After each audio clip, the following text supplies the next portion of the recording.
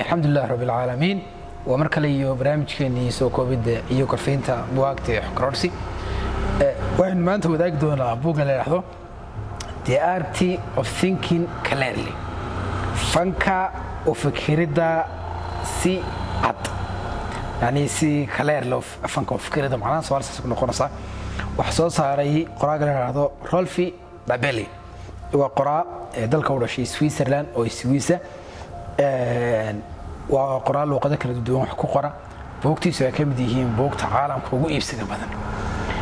buuggan markii koowaad waxa lagu daabacay joornaalada ugu afka dheer leh ee ugu waaweyn dalalka Jarmalka, Netherlands iyo Switzerland inta kadib buuggu wuxuu noqday buugga ugu iibsiga badan ama best selling books loo yaqaano majalada ugu weyn dalalkaas hadda aynu soo sheegnay gaar ahaan Jarmalka ee loo yaqaano Der Spiegel oo majalad aad weyn oo caana wuxuu noqday buuggii waqtigaas ugu iibsiga badnaa ee best selling bookska lagu daro sidoo kale wuxuu ka noqday buugga dalalka loo yaqaano South Korea, India, Ireland, Singapore iyo Iran ba buuggu wuxuu ka mid noqday buugta caalamka ugu iibsiga badan qoraawin baa qoray waa buugan filan wax badan laga fteeyay ka faa'iido doono fikradda guud ee ka warramayaan isku diido doona balan soo koobo fikradda ka warramaya buug waxa weeyaan fikradaha qaldan ee caanka ee dad badan adeegsadaan intaas saxaya buug oo wuxuu leeyahay si wanaagsan fikirka loo saxo waa fikirka oo loo saxaa macnaha waxay ka dhigan tahay nolosha qofka oo toostay macnaheedu waa inta nuxurka buugan isku diiyo marka balan koobo qodob koowaad qoraagu wuxuu isku diiyaa ودي إليه قف كواد واحد قضب كواد وحكي حقيقتها لنا عايحة بايس كوحلاق أنا ما إحدى مع ده واحد خذوالك وعلن كرنو قف واحد تحيا وبضنو نفحانتي وحكوميه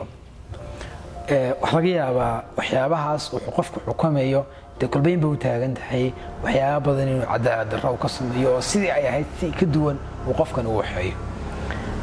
قراءة مركب حلية توحى سوى دعوايا ويتمادى حقيقي وحيابها كعقدة عدالة الرضا ويوي بدين تقفك مالون هيستراح حاكم من نقضه لكن قفك أويري والدك أما قفك أويري وحضونا بقبل شقالة إيو قناصة إيو نحضونا هذا أي عدالة الرجل كذا مركب واحد حقيقي ستا لنا إحنا بايس كوتشرو قضاء كلامات ورجع هاي رئيسان شقوين كعلوس إياد قبنصو يشقوين كيرير إياد سلادة هاي فرصدوه قويري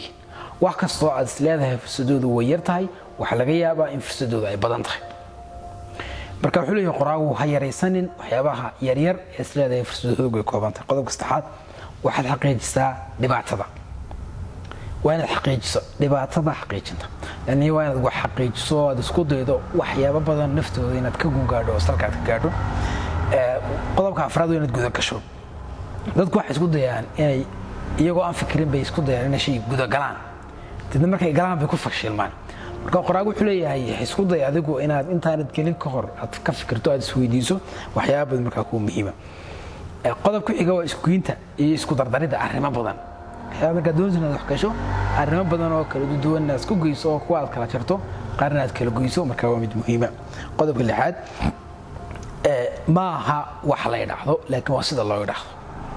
قراءة حلية ما هو حلا يداخله لكن وصل الله يداخله تذكر وحبي يداخلان يعني وحبي شيئا ما هو حال شيء يوحى لكن وصل الله يداخله قف حبك وقف كله هي وي حبك أصلا سامين كذا أما سامين ما كان حبك أصلا يسبدل الليلة أما يسبدل ويا حضر أصلا لا بقف وحوض عليه لا بدي يقف وحوض عليها هذا الكيس سامين بكينا يا بدنا معنا الله ما سقدي ويا لا وقف حيود يداخلين وحن أي يداخلين ما لكن هو سيده يوم يدحين قبل قاب كذا حشيق سي قاب كذا حوران سيده لفتيده مهم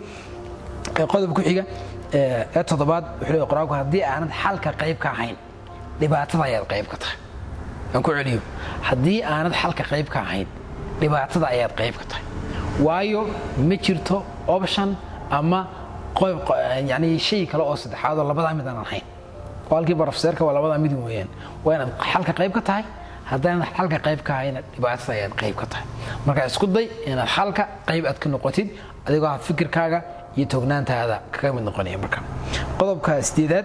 doonisteeda raac markasta doonisteeda raac adoo isku dayaya markasta markaa la doonisteeda raac waxaanu ka reebanaa in qofka doonistiisa uu raacin waxyaabaa ilaahay xaaraantinimay ama xalaalay laakiin wixii intaa ka soo harayna ka warramanay ganacsi iyo shaqo iyo mataqaanaa waxyaabahaas kale ka warramano qofku waxaanu leenahay doonisteeda raac qoraaguna wuxuu leeyahay doonisteeda raac qodobka soomaalaad lacagtu dhiirigelin kaliya ma keento iyadu lacagtu dhiirigelin kaliya ma noqoto haddaad ganacsi ku jirto kaliya ta lacagtu dhiirigelin ma noqoto hadalka wanaagsan waa dhiirigelin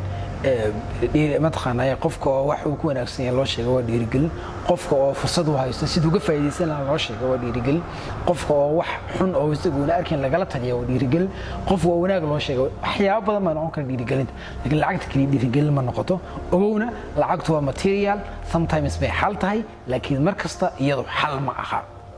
qodobka ugu dambeeya xogta maskaxda waa mid muhiima sida uu jirku ugu baahan yahay waxa loo yaqaano يعني عصبة يمتخانة سنكرتا هي شيركو أي وجبها مسكحة حق إنه يشوا رجع حقته ولا جو مرمان جودهان بوجو إنتاس أي سوق روح بعض رجع ورميها حرجيني يا يوم حول فهمي لما أنتين ود محسنتين أصحابتين نالسي جارسيو